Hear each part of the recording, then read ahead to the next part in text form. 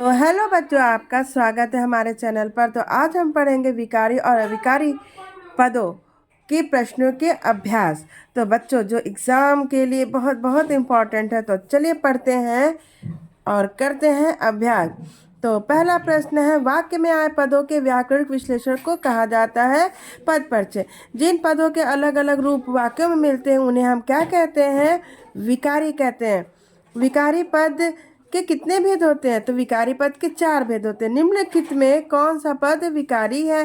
तो निम्नलिखित में कौन सा पद विकारी होता है? यानी ये सभी विकारी होते हैं। आप लोगों ने पढ़ा है ना, संज्ञा के 4 भेद, संज्ञा, सर्वनाम और विशेषण, ये सभी विकारी हैं।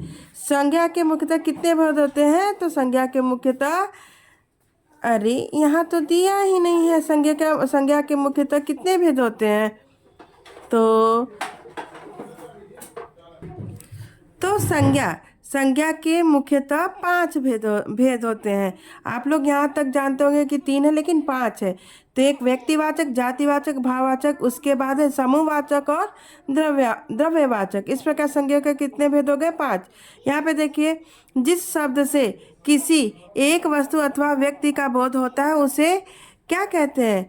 जिस शब्द से किसी एक वस्तु व्यक्ति का बोध होता है उसे हम व्यक्तिवाचक संज्ञा कहते हैं। आगे देखिए, गाय शब्द किस प्रकार की संज्ञा है? तो गाय जातिवाचक संज्ञा है। निम्नलिखित में कौन सा भाववाचक संज्ञा है? तो इसमें देखिए, उष्णता, ये भाववाचक संज्ञा हो जाएगा। निम्नलिखित में कौन सा समूहवाचक शब्द नहीं है? तो भूकंप यह समूहवाचक संज्ञा नहीं है। निम्नलिखित में कौन सा द्रव्यवाचक संज्ञा शब्द है? तो यहाँ पे सभी द्रव्यवाचक शब्द हो जाएंगे। लोहा, दूध, लकड़ी, ये सभी द्रव्यवाचक संज्ञा है। जिन शब्दों का प्रयोग संज्ञा का स्थान पर किया जाता है उसे हम क्या कहते हैं? सबको पता है, सर्वनाम है। आगे देखिए, निम्नलिखित में कौन सा पुरुषवाचक सर्वनाम है? तो यहाँ पे देखिए, पुरुषवाचक सर्वनाम तुम है। ठीक, यहाँ देखिए, निजवाचक सर्वनाम सबको पता है, निज यानी आप है। निम्नलिखित में कौन सा निश्चयवाचक सर्वनाम है? तो यहाँ यह दोनों निश्चयवाचक सर्वनाम हो जाएंगे। आगे देखिए, निम्नलिखित में कौन सा अनिश्चयवाचक सर्वनाम है? तो कोई, कुछ, ये दोनों अनिश्चयवाचक सर्वनाम, यानी ये ग हो जाएगा, ऑप्शन ग।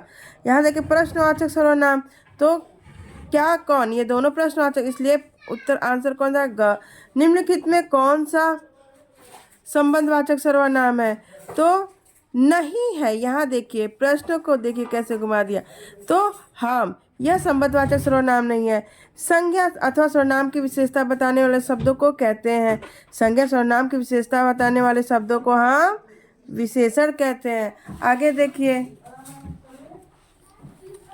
यह घर अच्छा है, तो यह पद किस प्रकार का विषय? यह सार्वनामिक है, क्योंकि यहाँ पे घर जो संज्ञा के पहले सर्वनाम लगा दिए, सार्वनामिक हो गया।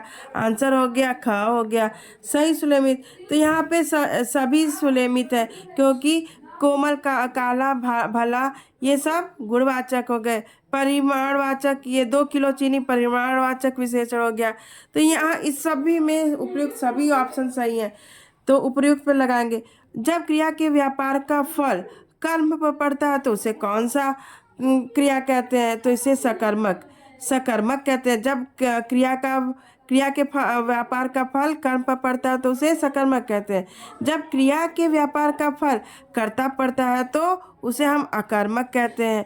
जो क्रिया संज्ञा, सर्वनाम, विशेषण शब्दों में प्रत्यय लगा उसे कौन सा पद कहते हैं? नाम धातु कहते हैं। जैसे हथियाना, बतियाना, जलाना, इन सभी धातुओं में प्रत्यय जुड़ गया है तो इसलिए नाम धातु हो गया।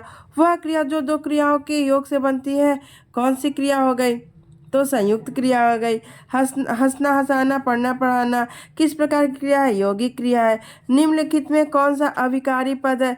तो निम्नलिखित में कौन सा अविकारी पद है? तो अविकारी पद अव्यय हो गया। ठीक है, और बाकी सभी प्रश्नों का आंसर आप कमेंट में करके दीजिएगा। ठीक है बच्चों, कमेंट में करके दीजिएगा। देखिए, जैसे क्रिया की विशेषता प्रकट करने वाले को पद को क्या कहा जाता है? निम्नलिखित में कौन सा संबंध बोधक अव्यय नहीं है? निम्नलिखित में कौन सा विस्मय बोधक अव्यय है? वह अचानक चला गया। इस तो इन सभी प्रश्नों का आप लोग देख लीजिए 29, 30, 31, 32, 33, 34, 35, 36। इस पे आप दिमाग लगाइए और कमेंट में आंसर लिख कर दीजिए। तब तक के लिए धन्यवाद। वीडियो को लाइक कीजिए।